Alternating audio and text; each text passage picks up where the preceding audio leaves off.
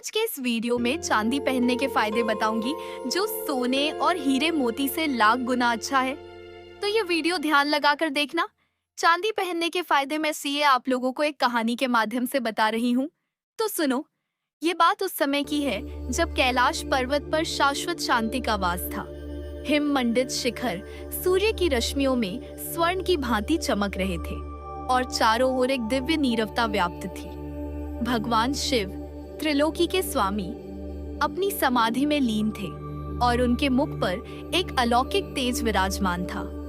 पास ही एक स्फटिक शिला पर जगत जननी माता पार्वती विराजमान थी।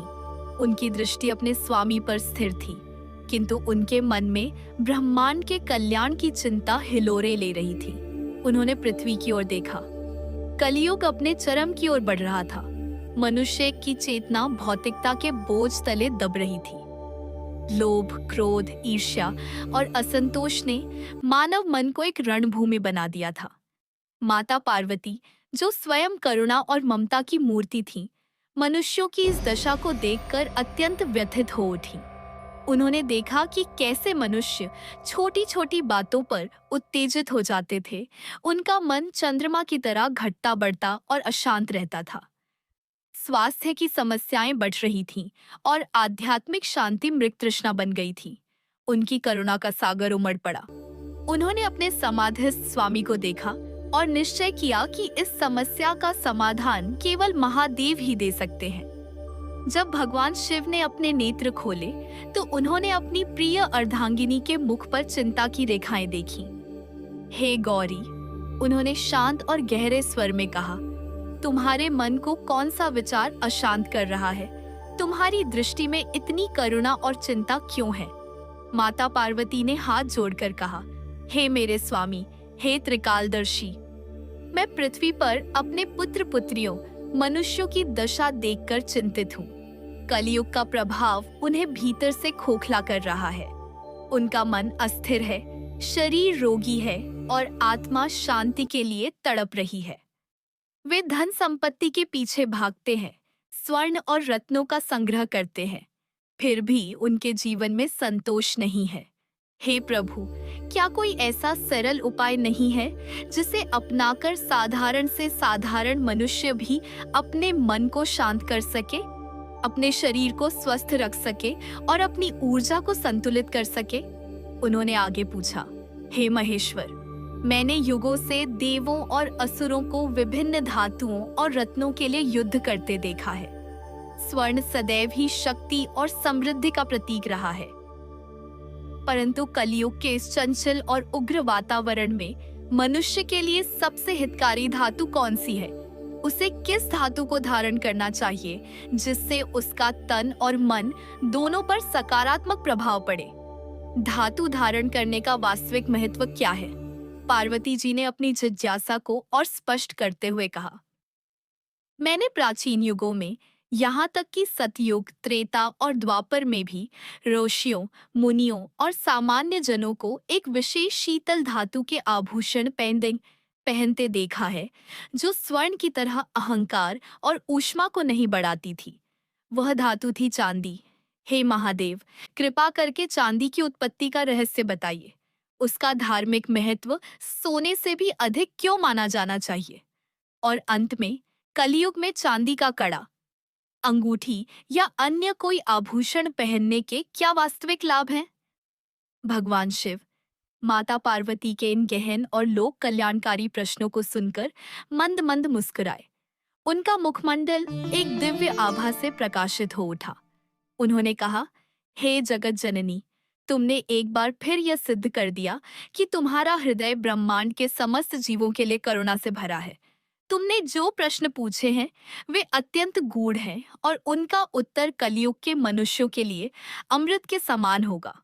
उन्होंने कहा, इन प्रश्नों का उत्तर सीधे सीधे देने के बजाय मैं तुम्हें एक प्राचीन राजा की कथा सुनाता हूँ। इस कथा में ही तुम्हारे सभी प्रश्नों के उत्तर छिपे हैं। यह कथा है रत्नगिरी के राजा चंद्रकांत की, कुबेर के अहंकार की और भगवान विष्णु और माता लक्ष्मी की एक लीला की, जिससे चांदी का दिव्य रहस्य प्रकट हुआ। और इस प्रकार कैलाश के उस शांत वातावरण में भगवान शिव ने उस रहस्यमयी कथा का आरंभ किया जिसमें कलयुग के मानव के लिए कल्याण का मार्ग छिपा था। प्राचीन भारत में हिमालय की तलहटी में रत्नगिरी नामक एक अत्यंत समृद्ध राज्य था। जैसा कि नाम से ही विदित है, यह राज्य रत्नों और धातुओं से भरा हुआ था। यहाँ की भूमि इतनी उर्वर थी कि सोना उगलती थी और पर्वतों में हीरे, माणिक और स्वर्ण की खदानें थीं। रत्नगिरी का वैभव तीनों लोकों में प्रसिद्ध था। वहाँ के महल स्वर्ण और मणियों से जड़े थे और सामान्य नागरिकों के घर भी ऐश्वर्य से परिपूर्ण थे। इस वैभवशाली राज्य के राजा थे चंद्रकांत। राजा चंद्रकांत जितने प्रतापी थे, उतने ही धर्मपरायण और न्यायप्रिय भी थे। वे भगवान शिव के अनन्य भक्त थे और साथ ही धन के देवता भगवान कुबेर की भी नियमित उपासना करते थे। इन्हीं दोनों की कृपा से रत्नगिरी में धन धान्य की कोई कमी नहीं थी। परंतु जैसे जैसे राज्य का वैभव बढ़ता गया, राजा चंद्रकांत ने अपनी प्रजा के स्वभाव में एक अजीब सा परिवर्तन देखना शुरू कर दिया। अपार धन और विलासिता ने लोगों को अहंकारी, क्रोधी और असहिष्णु बना दिया था। छोटी छोटी बातों पर विवाद होना, एक दूसरे से ईर्ष्या करना और अपने धन का भद्दा प्रदर्शन करना आम बात हो गई थी। लोगों के चेहरे पर संतोष और शांति की जगह एक अजीब सी उत्तेजना और तनाव दिखाई देता था। व्यापारी अधिक लाभ के लिए अनीति का सहारा लेने लगे थे। योद्धा अपनी शक्ति के मद में चूर थे और सामान्य नागरिक भी एक दूसरे से आगे निकलने की होड़ में नैतिक मूल्यों को भूलते जा रहे थे। स्वास्थ्य की स्थिति भी बिगड़ने लगी थी। लोगों में रक्तचाप, मानसिक तनाव और अनिद्रा जैसी समस्याएं बढ़ने लगी थीं। राज्य के सबसे कुशल वैद्य भी इन मन की बीमारियों का कोई इलाज नहीं ढूंढ पा रहे थे। राजा चंद्रकांत इस स्थिति से बहुत चिंतित थे। अक्सर रात में भेष बदलकर नगर का भ्रमण करते और अपनी प्रजा की बेचैनी को अपनी आंखों से देखते। एक रात उन्होंने दो पड़ोसियों को अपने अपने घरों की ऊंचाई को लेकर लड़ते देखा।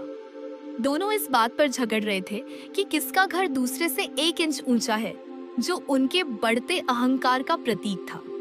एक अन्य स्थान पर उन्होंने एक धनी सेठ को अपने पुत्र पर इसलिए क्रोधित होते देखा क्योंकि उसने किसी निर्धन की सहायता कर दी थी। सेठ का मानना था कि धन केवल संग्रह करने और बढ़ाने के लिए है, किसी पर दया करने के लिए नहीं। यह सब देखकर राजा का हृदय व्यथित हो उठा। वे अपने महल में लौटे और अपनी स्वर्ण जड़ित शैया पर लेट गए, पर उनकी आंखों में नींद नहीं थी। उन्होंने सोचा, भगवान कुबेर की कृपा से मेरे राज्य में धन की कोई कमी नहीं। महादेव की कृपा से कोई बाहरी शत्रु हम पर आक्रमण करने का साहस नहीं करता। फिर भी मेरी प्रजा सुखी क्यों नहीं है? यह कैसा वैभव है जो शांति और संतोष छीन रहा है? स्वर्ण और रत्नों के ढेर पर बैठकर भी यदि मन में आग जलती रहे तो ऐसी समृद्धि का क्या लाभ? उन्होंने महसूस किया कि उनकी प्रजा की ऊर्जा बहुत बढ़ गई थी, लेकिन वह सकारात्मक दिशा में नहीं थी। यह एक अनियंत्रित अग्नि की तरह थी जो सबको जला रही थी। स्वर्ण, जो सूर्य की ऊर्जा का प्रतीक है, अपनी अत्यधिक मात्रा में लोगों के भीतर राजसी गुणों, अहंकार, क्रोध, प्रतिस्पर्धा को बढ़ा रहा था। अपनी चिंता का समाधान खोजने के लिए राजा चंद्रकांत ने राज्य के सबसे बड़े राजगुरुओं और ज्योतिषियों की एक सभा बुलाई। उन्होंने अपनी समस्या बताई। एक वृद्ध ज्योतिषी ने कहा, हे राजन, आपके राज्य पर किसी ग्रह का प्रकोप नहीं, बल्कि समृद्धि के प्रकोप का साया है। अत्यधिक स्वर्ण और उष्ण प्रकृति के रत्न लोगों के शरीर और मन की ऊष्मा को बढ़ा रहे हैं, जिससे उनकी चंद्र ऊर्जा अर्थात शीतलता और शांति क्षीण हो रही है। इस बात ने राजा को सोचने पर विवश कर दिया। उन्होंने बड़े बड़े यज्ञों का आयोजन किया, शांति पाठ करवाए और दान पुण्य भी किया, लेकिन स्थिति में कोई विशेष सुधार नहीं हुआ। अंत में उन्होंने निश्चय किया कि वे स्वयं धन के देवता भगवान कुबेर के पास जाएंगे और उनसे पूछेंगे कि उनकी दी हुई संपत्ति प्रजा के लिए श्राप क्यों बनती जा रही है। एक शुभ दिन देखकर राजा चंद्रकांत ने राज्य का कार्यभार अपने योग्य मंत्रियों को सौंपा, और भगवान कुबेर की नगरी अलकापुरी की कठिन यात्रा के लिए निकल पड़े। उन्हें यह ज्ञात नहीं था कि उनकी यह यात्रा केवल रत्नगिरी के लिए ही नहीं, बल्कि आने वाले युगों के मनुष्यों के लिए भी कल्याण का एक नया मार्ग खोलने वाली थी। और राजा चंद्रकांत की अलकापुरी की यात्रा अत्यंत कठिन थी। उन्हें दुर्गम पर्वतों, घने वनों और बर्फीली घाटियों को पार करना था। परंतु अपनी प्रजा के कल्याण का संकल्प उनके मन में इतना दृढ़ था कि कोई भी बाधा उन्हें रोक न सकी। वे निरंतर ओम नमः शिवाय और ओम कुबेराय नमः का जाप करते हुए आगे बढ़ते रहे। कई महीनों की कठिन तपस्या जैसी यात्रा के बाद वे अंततः उस दिव्य स्थान पर पहुंचे जहां धन देवता कुबेर की नगरी अलकापुरी बसी थी। अलकापुरी का वैभव इंद्र की अमरावती को भी मात देता था। वहां के भवन शुद्ध स्वर्ण और 9 रत्नों से बने थे। यक्ष और किन्नर मधुर संगीत का गायन कर रहे थे और चारों ओर कल्प वृक्षों की सुगंध फैली हुई थी। राजा चंद्रकांत इस वैभव को देखकर चकित रह गए, लेकिन उनके मन में अब इस स्वर्ण के प्रति कोई मोह नहीं था। वे जानते थे कि बाहरी चमक आंतरिक शांति का पर्याय नहीं हो सकती। उन्होंने द्वारपालों से भगवान कुबेर से मिलने की अनुमति मांगी। एक नश्वर मानव को वहां देखकर द्वारपालों को आश्चर्य हुआ, लेकिन राजा के तपस्वी तेज और विनम्रता को देखकर उन्होंने उन्हें भीतर जाने दिया। भगवान कुबेर अपने भव्य सिंहासन पर विराजमान थे। उनके चारों ओर नवनिधियां मूर्त रूप में उनकी सेवा कर रही थीं। राजा चंद्रकांत ने उन्हें साष्टांग प्रणाम किया। कुबेर ने उन्हें आशीर्वाद देते हुए कहा, उठो राजन चंद्रकांत, मैं तुम्हारी भक्ति और तुम्हारे राज्य की समृद्धि से प्रसन्न हूँ। कहो, तुम्हारा यहाँ इस नश्वर शरीर में आना कैसे हुआ? तुम्हारी ऐसी क्या कामना है जो तुम्हारे राज्य में पूरी नहीं हो सकती? राजा चंद्रकांत ने हाथ जोड़कर विनम्रता से कहा, हे धन के स्वामी, आपकी कृपा से मेरे राज्य में किसी वस्तु की कोई कमी नहीं है। आपने मुझे इतना दिया है कि मेरी 7 पीढ़ियां भी उसे खर्च नहीं कर सकती। मैं आपका आभार व्यक्त करने और एक गंभीर समस्या का समाधान मांगने आया हूँ। फिर राजा ने अपने राज्य की पूरी स्थिति का वर्णन किया। उन्होंने बताया कि कैसे अपार धन ने उनकी प्रजा से शांति, संतोष और सहिष्णुता छीन ली है। कैसे लोग स्वर्ण और रत्नों से घिरे होने के बावजूद भीतर ही भीतर जल रहे हैं। यह सब सुनकर भगवान कुबेर के मुख पर एक गंभीर मुस्कान आई। उन्होंने कहा, राजन, तुम एक बुद्धिमान और संवेदनशील शासक हो जो भौतिक समृद्धि के पार देख सकता है। तुमने जो समस्या बताई है वह केवल तुम्हारी प्रजा की नहीं, बल्कि स्वयं मेरी भी है। राजा चंद्रकांत को यह सुनकर बहुत आश्चर्य हुआ। कुबेर ने आगे समझाया, मैं धन का अधिपति हूँ। मेरा कार्य संसार में धन का संतुलन बनाए रखना है। स्वर्ण, जिसे मैं बांटता हूँ, सूर्य की ऊर्जा से उत्पन्न हुआ है। यह तेज, शक्ति, अधिकार और महत्वाकांक्षा का प्रतीक है। सतयुग और त्रेता युग में जब मनुष्यों में सात्विक गुण प्रबल थे, तब वे स्वर्ण की इस प्रचंड ऊर्जा को संभाल सकते थे और उसका उपयोग धर्म के कार्यों में करते थे। परंतु जैसे जैसे युग आगे बढ़ा और रजोगुण, महत्वाकांक्षा, क्रिया और तमोगुण, अज्ञान, आलस्य बढ़ने लगे, मनुष्य स्वर्ण की ऊर्जा को पचाने में असमर्थ हो गया। यह ऊर्जा अब उनके भीतर अहंकार, क्रोध और लोभ को जन्म देती है। कुबेर ने एक गहरा श्वास लेकर कहा, स्वर्ण लक्ष्मी का प्रिय है, पर यह लक्ष्मी का चंचल स्वरूप है। यह आता है तो व्यक्ति को अभिमानी बना देता है और जाता है तो दुखी कर देता है। इसकी प्रकृति गर्म है। यह शरीर और मन में अग्नि को बढ़ाता है। तुम्हारे राज्य में भी यही हो रहा है। अत्यधिक स्वर्ण का संपर्क लोगों के मन मस्तिष्क को उत्तेजित और असंतुलित कर रहा है। राजा ने पूछा, तो हे प्रभु, इसका उपाय क्या है? क्या मैं राज्य की सारी स्वर्ण खदानें बंद करवा दूं? क्या अपनी प्रजा से स्वर्ण का त्याग करने को कहूं? कुबेर हंसे, नहीं राजन, संसार से किसी वस्तु का पलायन उपाय नहीं है, संतुलन ही उपाय है। तुम्हें अपनी प्रजा के जीवन में एक ऐसी ऊर्जा का संचार करना होगा जो स्वर्ण की ऊष्मा को शांत कर सके। तुम्हें एक ऐसी धातु की आवश्यकता है जो चंद्रमा की तरह शीतल हो, जो मन को शांत करे, भावनाओं को स्थिर करे और शरीर के जल तत्व को नियंत्रित करे। स्वर्ण यदि सूर्य है तो तुम्हें चंद्रमा को स्थापित करना होगा। परंतु ऐसी दिव्य धातु कौन सी है? प्रभु, राजा ने उत्सुकता से पूछा। कुबेर ने कहा, यह रहस्य तो केवल देवों के देव महादेव ही बता सकते हैं, क्योंकि उस शीतल और दिव्य धातु की उत्पत्ति उन्हीं से हुई है। मैं तुम्हें धन दे सकता हूँ राजन, पर मन की शांति का मार्ग तो कैलाश से ही मिलेगा। तुम जाओ और भगवान शिव की तपस्या करो। केवल वही तुम्हें इस संकट से उबार सकते हैं और संसार को उस परम हितकारी धातु का रहस्य बता सकते हैं। भगवान कुबेर के वचन सुनकर राजा चंद्रकांत की आंखें खुल गईं। उन्हें अपनी भूल का एहसास हुआ। वे अब तक समस्या की जड़ को बाहर खोज रहे थे, जबकि समाधान भीतर अर्थात ऊर्जा के संतुलन में छिपा था। उन्होंने भगवान कुबेर को धन्यवाद दिया और वहीं से कैलाश पर्वत की ओर भगवान शिव की शरण में जाने का संकल्प लेकर चल पड़े। राजा चंद्रकांत के लिए कैलाश की यात्रा अलकापुरी से भी अधिक कठिन थी। यह केवल एक भौतिक यात्रा नहीं, बल्कि एक आध्यात्मिक यात्रा थी। उन्होंने अपना राजसी वस्त्र त्याग दिया और वल्कल वस्त्र धारण कर लिए। वे एक सामान्य तपस्वी की भांति बिना अन्न जल ग्रहण किए केवल ओम नमः शिवाय का अखंड जाप करते हुए आगे बढ़ते रहे। कठोर शीत, बर्फीले तूफान और जंगली पशु, कोई भी उनकी तपस्या को भंग न कर सका। उनका शरीर दुर्बल हो गया, किंतु उनका संकल्प और भी दृढ़ होता गया। अंत में वे कैलाश पर्वत के एक पवित्र स्थान पर पहुंचे और एक शिला पर बैठकर भगवान शिव के ध्यान में लीन हो गए। उनकी तपस्या इतनी कठोर थी कि उनका शरीर लगभग प्राणहीन हो गया, लेकिन उनकी चेतना केवल शिव में ही केंद्रित रही। वे न तो गर्मी की परवाह करते, न सर्दी की। दिन रात, महीने और फिर वर्ष बीत गए।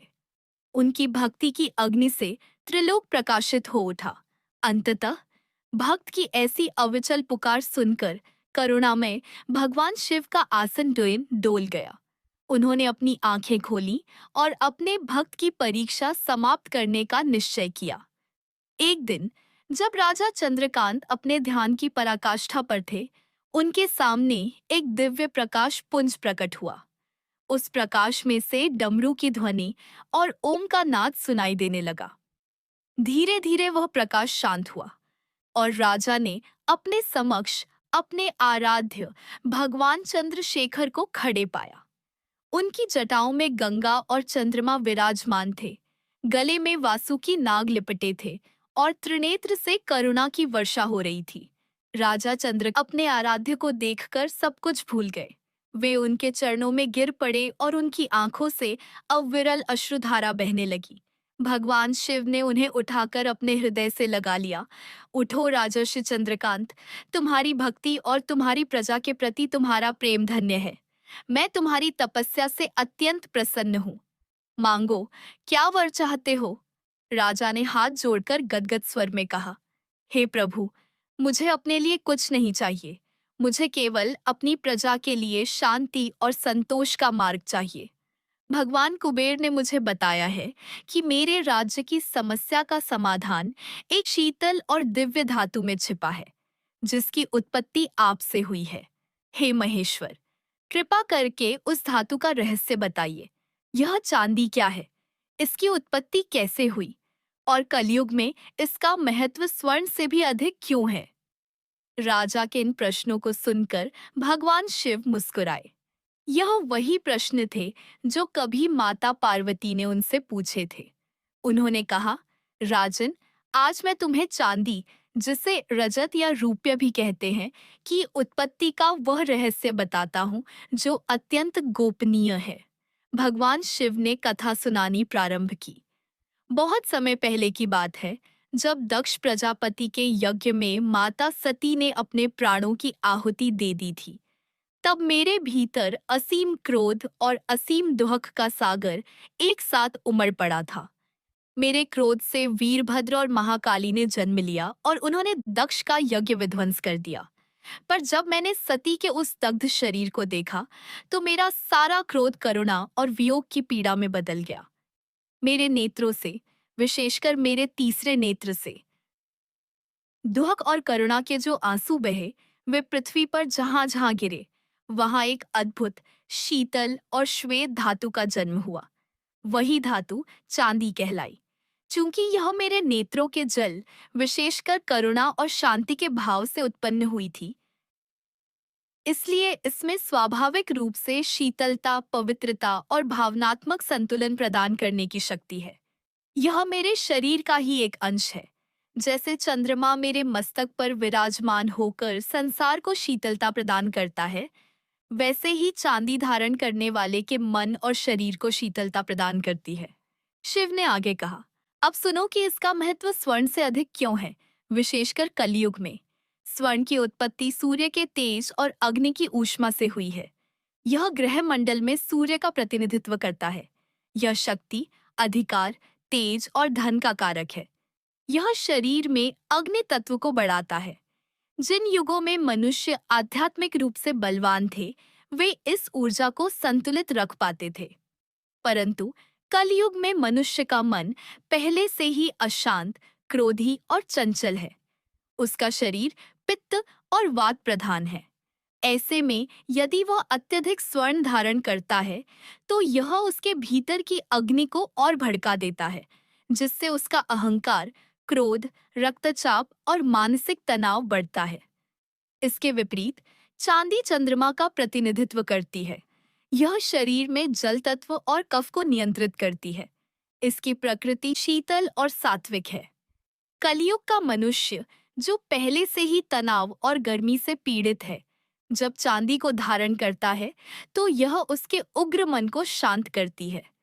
यह क्रोध को पी जाती है और भावनाओं में स्थिरता लाती है। यह शरीर की अनावश्यक गर्मी को निकालकर उसे निरोगी बनाती है। यह एकाग्रता को बढ़ाती है और अंतर्ज्ञान को जागृत करती है। इसीलिए कलयुग में जहाँ स्वर्ण भौतिक समृद्धि का प्रतीक है, वहीं चांदी आध्यात्मिक और मानसिक शांति की कुंजी है। अब भगवान शिव ने राजा के अंतिम प्रश्न का उत्तर दिया। चांदी का कड़ा, अंगूठी या अन्य आभूषण पहनने के क्या फायदे हैं? उन्होंने कहा, राजन, चांदी धारण करने के अनगिनत लाभ हैं। 1. मानसिक शांति। यह चंद्रमा से जुड़ी होने के कारण सीधे मन को प्रभावित करती है। इसे पहनने से चंचल मन स्थिर होता है, नकारात्मक विचार दूर होते हैं और अनिद्रा की समस्या में लाभ होता है। 2. क्रोध पर नियंत्रण। इसकी शीतल प्रकृति शरीर और मस्तिष्क की उग्रता को शांत करती है, जिससे व्यक्ति का क्रोध नियंत्रित होता है और स्वभाव में सौम्यता आती है। 3. शारीरिक स्वास्थ्य। यह शरीर के जल तत्व और हार्मोन्स को संतुलित करती है। यह रक्त को शुद्ध करने में सहायक है और शरीर की प्रतिरक्षा प्रणाली को मजबूत करती है।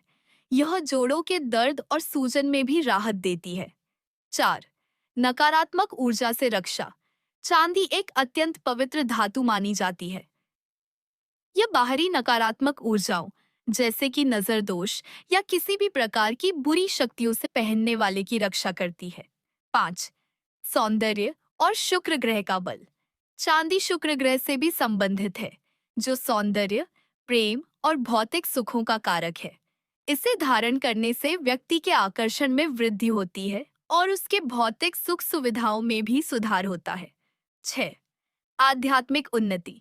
चूंकि यह सीधे शिव और चंद्रमा से जुड़ी है, यह व्यक्ति की कुंडलिनी ऊर्जा के प्रवाह को संतुलित करने में मदद करती है, विशेषकर आज्ञा चक्र और सहस्रार चक्र को।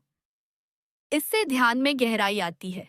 यह दिव्य ज्ञान प्राप्त कर राजा चंद्रकांत का रोम रोम खिल उठा। उन्हें अपनी प्रजा की समस्या का मूल कारण और उसका अचूक समाधान मिल गया था। उन्होंने भगवान शिव के चरणों में अपना मस्तक रखा और कृतज्ञता के आंसुओं से उन्हें धो दिया। भगवान शिव ने उन्हें आशीर्वाद दिया, जाओ राजन, अपने राज्य में जाओ और इस ज्ञान का प्रकाश फैलाओ। अपनी प्रजा को चांदी का महत्व समझाओ। उन्हें स्वर्ण के अहंकार से निकालकर चांदी की शांति की ओर ले जाओ। तुम्हारा राज्य फिर से धर्म, शांति और सच्चे सुख का केंद्र बनेगा। तथास्तु। इतना कहकर भगवान शिव अंतर्धान हो गए और राजा चंद्रकांत एक नए आत्मविश्वास और दिव्य ज्ञान के साथ अपने राज्य रत्नगिरी की ओर लौट चले। राजा चंद्रकांत जब रत्नगिरी लौटे तो उनके मुख पर एक दिव्य तेज था। उन्होंने सबसे पहले राज्य के सभी कुशल कारीगरों को बुलाया और उन्हें भगवान शिव द्वारा बताए गए चांदी के महत्व के बारे में बताया। उन्होंने राजकोष से धन देकर चांदी की खदानों को फिर से शुरू करवाया और बड़े पैमाने पर चांदी के आभूषण, बर्तन और सिक्के बनाने का आदेश दिया। उन्होंने एक विशाल सभा का आयोजन किया और अपनी पूरी प्रजा को संबोधित किया। उन्होंने अपनी कैलाश यात्रा, भगवान शिव के दर्शन और चांदी के रहस्य का पूरा वृत्तांत सुनाया। उन्होंने समझाया कि कैसे स्वर्ण की अधिकता उनके जीवन में अशांति घोल रही है और कैसे चांदी उनके जीवन में शांति और शीतलता वापस ला सकती है। प्रारंभ में कुछ लोगों को संदेह हुआ। स्वर्ण के अभिमानी धनी सेठों ने इसका उपहास किया, लेकिन राजा चंद्रकांत अपनी प्रजा से प्रेम करते थे और उन पर विश्वास भी। उन्होंने स्वयं स्वर्ण मुकुट और आभूषणों का त्याग कर चांदी का एक साधारण मुकुट और कड़ा धारण कर लिया। राजपरिवार ने भी उनका अनुसरण किया। राजा ने आदेश दिया कि मंदिरों में देवी देवताओं को अब चांदी के पात्रों में भोग लगाया जाएगा। उन्होंने गरीबों और जरूरतमंदों को चांदी के सिक्के और आभूषण दान में बांटे। उन्होंने एक नियम बनाया कि हर बच्चे के जन्म पर उसे उपहार में चांदी का कड़ा या पायल दी जाए, ताकि बचपन से ही उसकी ऊर्जा संतुलित रहे। धीरे धीरे लोगों ने परिवर्तन को महसूस करना शुरू कर दिया। जिन लोगों ने चांदी पहनना शुरू किया, उन्होंने पाया कि उनका मन पहले से अधिक शांत रहने लगा है। उनका क्रोध कम हो गया था और नींद गहरी आने लगी थी। जिन घरों में चांदी के बर्तनों में पानी और भोजन का उपयोग शुरू हुआ, वहां के लोगों का स्वास्थ्य सुधरने लगा। किसानों ने पाया कि चांदी का कड़ा पहनने से उन्हें खेतों में अधिक समय तक काम करने पर भी थकान कम होती थी। व्यापारियों ने महसूस किया कि चांदी की अंगूठी पहनने से वे ग्राहकों के साथ अधिक धैर्य और शांति से बात कर पाते थे, जिससे उनका व्यापार और भी बढ़ गया। राज्य का वातावरण बदलने लगा। जहां पहले बाजारों में झगड़े और विवाद होते थे, वहां अब सौहार्द और सहयोग का माहौल था। लोगों के चेहरों से तनाव की रेखाएं मिटने लगी थीं और उनकी जगह एक सौम्य मुस्कान ने ले ली थी। रत्नगिरी अब केवल भौतिक रूप से ही नहीं, बल्कि आध्यात्मिक रूप से भी समृद्ध हो रहा था। यह एक ऐसा राज्य बन गया था जहां धन भी था और शांति भी, वैभव भी था और संतोष भी। राजा चंद्रकांत ने भगवान शिव को मन ही मन धन्यवाद दिया। उन्होंने सिद्ध कर दिया था कि सच्चा सुख बाहरी वस्तुओं के संग्रह में नहीं, बल्कि आंतरिक ऊर्जा के संतुलन में है। कैलाश पर अपनी कथा समाप्त करने के बाद भगवान शिव मौन हो गए। उनके मुख पर वही शांत मुस्कान थी। माता पार्वती के नेत्रों में अब संतोष और आनंद के भाव थे। उन्हें अपने सभी प्रश्नों के उत्तर मिल गए थे। उन्होंने कहा, हे स्वामी, आपने राजा चंद्रकांत की इस अद्भुत कथा के माध्यम से कलयुग के मानव के लिए कल्याण का अमृत प्रदान किया है। अब मेरे मन में कोई शंका नहीं है। भगवान शिव ने अंतिम सार बताते हुए कहा, हे पार्वती, इस कथा का सार यही है। 1. कलयुग में मनुष्य को कौन सी धातु पहननी चाहिए और क्यों? कलयुग में मनुष्य को चांदी अवश्य धारण करनी चाहिए, क्योंकि इस युग में उसका मन स्वाभाविक रूप से उग्र, चंचल और तनावग्रस्त है। चांदी अपनी शीतल प्रकृति से उसके मन को शांत करेगी, क्रोध को नियंत्रित करेगी और उसे भावनात्मक रूप से स्थिर बनाएगी। 2. चांदी की उत्पत्ति और उसका महत्व। चांदी की उत्पत्ति मेरे शिव के करुणा मिश्रित अश्रुओं से हुई है, इसलिए यह अत्यंत पवित्र और सात्विक है। यह चंद्रमा का प्रतीक है और शरीर के जल तत्व को संतुलित करती है। कलयुग की अग्नि और गर्मी को शांत करने के लिए चांदी की शीतलता स्वर्ण के तेज से अधिक आवश्यक और हितकारी है। यह केवल एक धातु नहीं, बल्कि एक आध्यात्मिक औषधि है। 3. चांदी पहनने के लाभ। चांदी पहनने से मन शांत होता है, शरीर स्वस्थ रहता है, नकारात्मक ऊर्जा से रक्षा होती है, शुक्र ग्रह बलवान होता है और आध्यात्मिक मार्ग में प्रगति होती है। यह कहकर भगवान शिव पुनः अपनी समाधि में लीन हो गए और माता पार्वती संतुष्ट मन से ब्रह्मांड की ओर देखने लगी। ये जानते हुए कि अब उनके पास अपने बच्चों को कलयुग के ताप से बचाने का एक सरल और अचूक उपाय है, भगवान शिव का प्रसाद, चांदी। ओम नमः शिवाय।